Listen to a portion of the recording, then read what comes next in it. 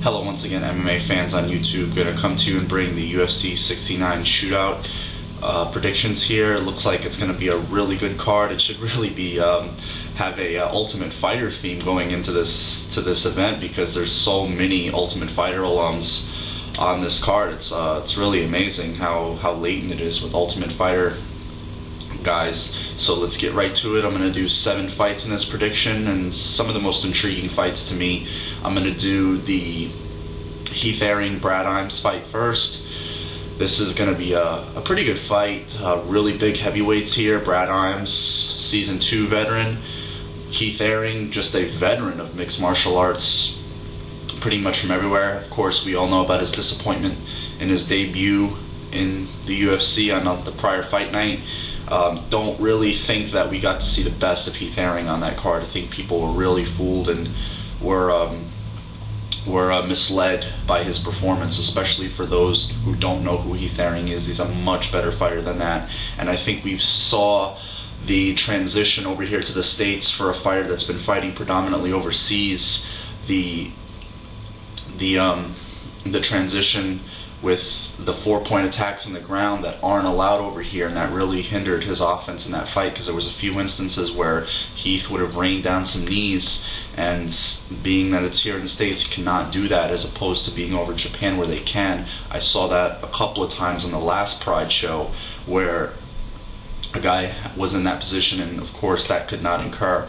So it's going to be interesting to see how Heath, further progresses with his offense here in the States. I think he's gonna win this fight, to be honest with you. Brad Imes is a decent fighter.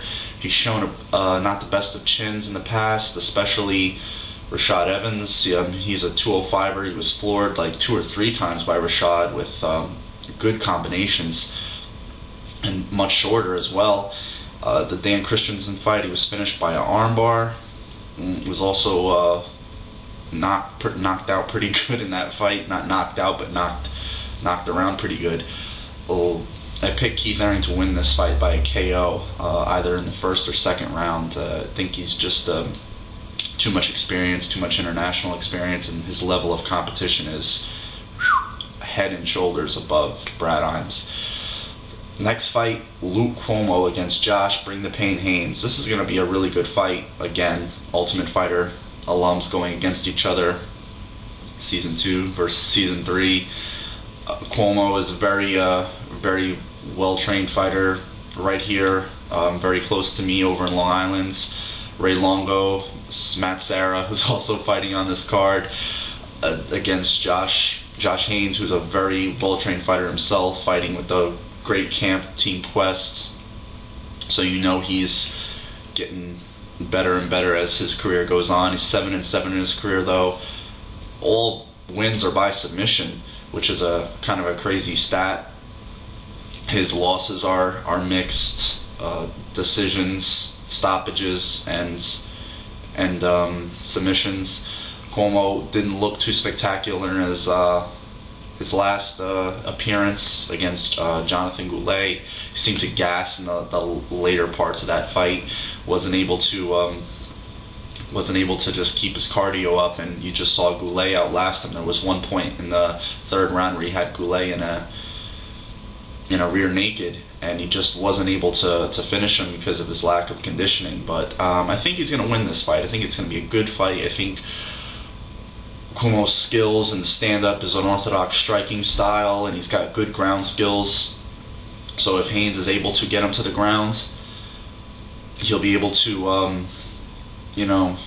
keep him off of him and counter whatever he does. And I think this is going to be a really hard cut for Haynes. He's coming down from 205, had one fight at 185, and now he's going to 170. We all know he did have, quite a bit body fat. A lot of it was water, but that's an extreme amount of weight to cut. This is the first time I think he's cutting to that weight, and I think that's going to play a factor in this fight. And I think Cuomo is going to win, probably by a stoppage in the later part of the 2nd or early 3rd round because of the cardio and the weight cutting. It's gonna drain Haynes. This is gonna be a pretty hard cut for him. On to the next fight. Pete the Secret Weapon Spratt against Marcus, the Irish hand grenade Davis. A battle of strikers here. Spratt, a UFC veteran, Ultimate Fighter alum, as well as Marcus Davis. I think this is going to be a pretty good stand-up war. I just see Davis being a little bit more well-rounded, especially in his ground game. He's shown some good ground skills, especially on the ground with Shoney Carter in the last fight night card he was on. He's shown some progression in his cardio and his strength training. He looked great, especially being the level of boxer that he is, a high caliber boxer. I think his hands are definitely going to be better. Both have trained up at City on Dong with Mark Delagrati, Kenny Forian, Jorge Rivera up at the Thai school up in Massachusetts. So I just think that the denominator in this fight is going to be the ground game, and Pete Spratt hasn't really seemed to figure out that part of the MMA puzzle yet, and I think that's where Davis holds the advantage. But I feel Davis is probably going to finish him on the feet, or most likely ground and pound in the second round. On to the next fight, Thales Leites against Pete Drago Sell. Both had some good showings in the last fight nights they were on. Both coming off losses. Leites against Martin Kampmann, and of course we all know Sell against Scott Smith, and that hellacious war that they had, that was a one for the ages. Leites, a ground technician from Brazil, as most of them are, showed a lot of toughness in that fight against Kampmann, because Kampmann was peppering him that whole fight with just some pretty brutal shots, and Leites showed a lot of toughness in that fight, as did Sell in all of his fights. He's a very tough fighter, so this is going to be a really good fight.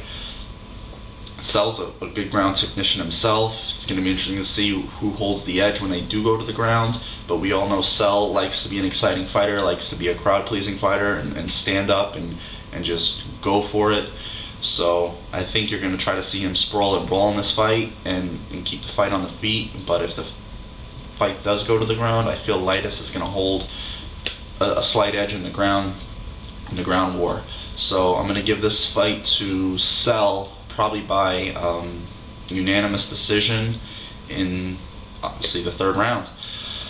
On to the next fight, Kendall the Spider Grove against Alan Blanchard. This is an interesting fight because Grove is a veteran of mixed martial arts. He's a young fighter, but he had fought some pretty good guys, and he's lost against the stiffer competition he's fought against.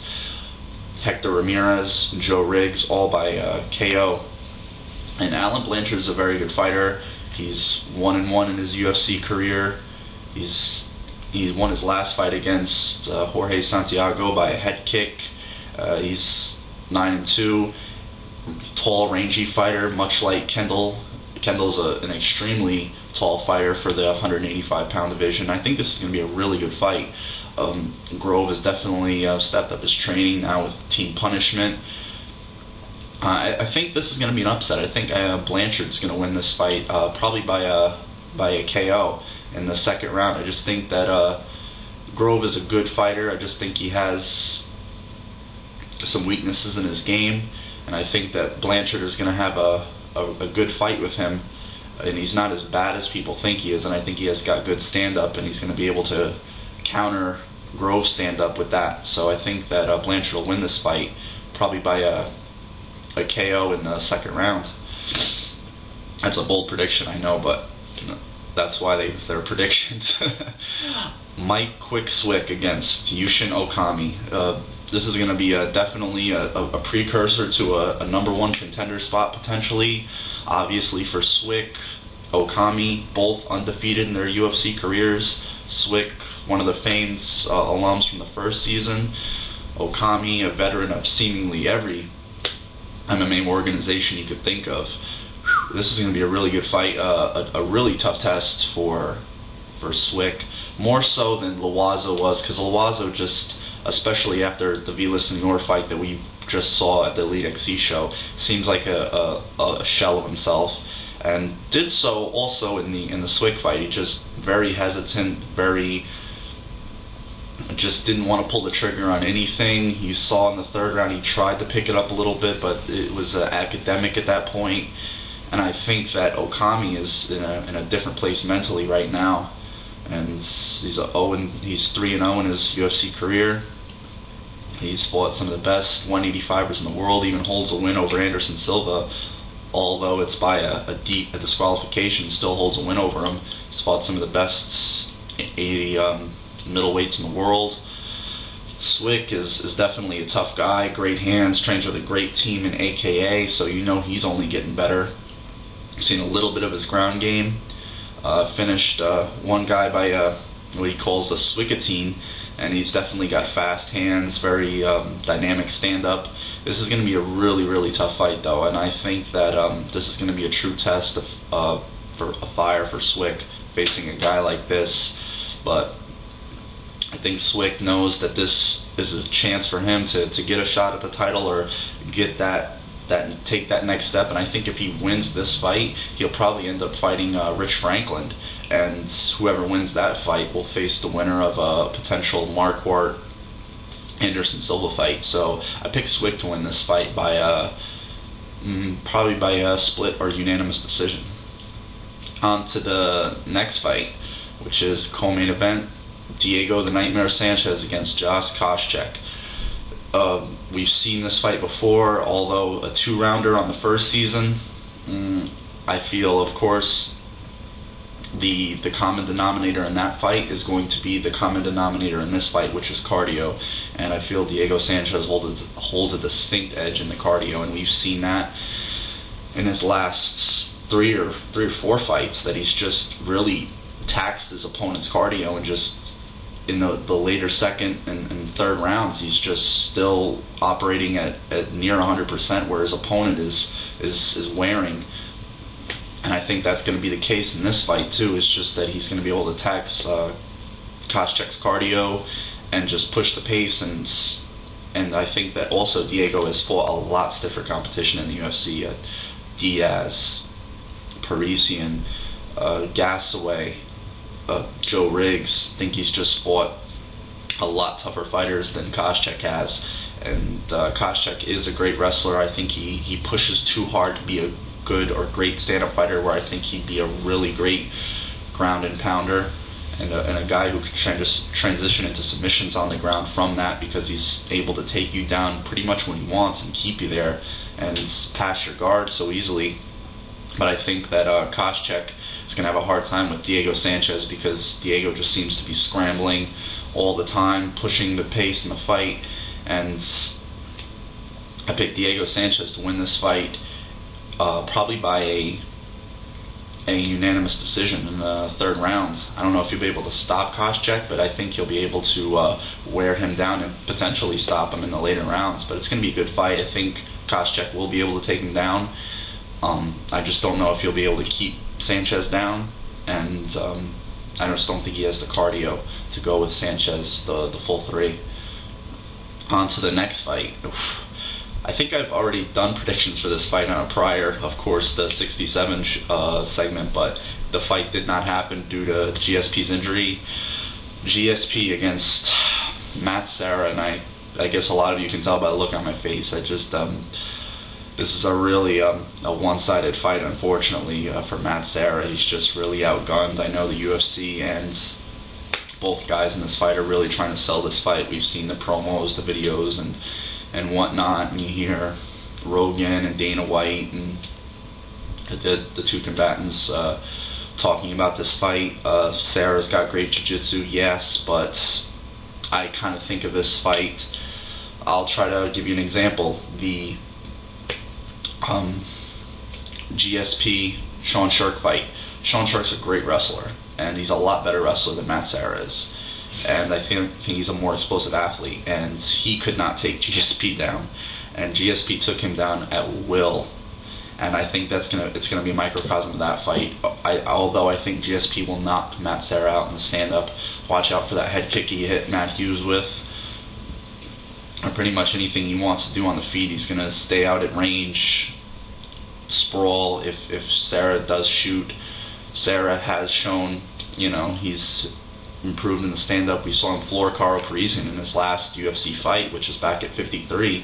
But in that fight, we saw Serra gas because Parisian just pushed the pace on him, was getting some of his judo throws off in the later rounds. I think GSP's cardio is definitely among the best. So Definitely see GSP winning this fight by a KO in the first round or early second. I don't think it's going to go too long because just he's so dynamic and so well versed in a lot of his in pretty much all of his game. I mean, Jason Mayhem Miller's a top tier jiu-jitsu guy, very flexible, and he was not able to do anything with GSP because of his explosiveness, and he fights it up at 185.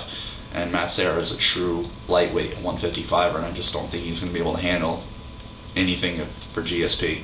So GSP by a KO in the first or early second. Hope you guys enjoyed the segment. It's going to be a good card. We got Pride the next day. Just in 3 weeks after this, we got UFC 70 for free on Spike. So it's going to be a great month of April for us MMA fans. Until then, you guys keep the comments and the feedback coming. Appreciate every view out there. So until then, you guys have a good one and take care.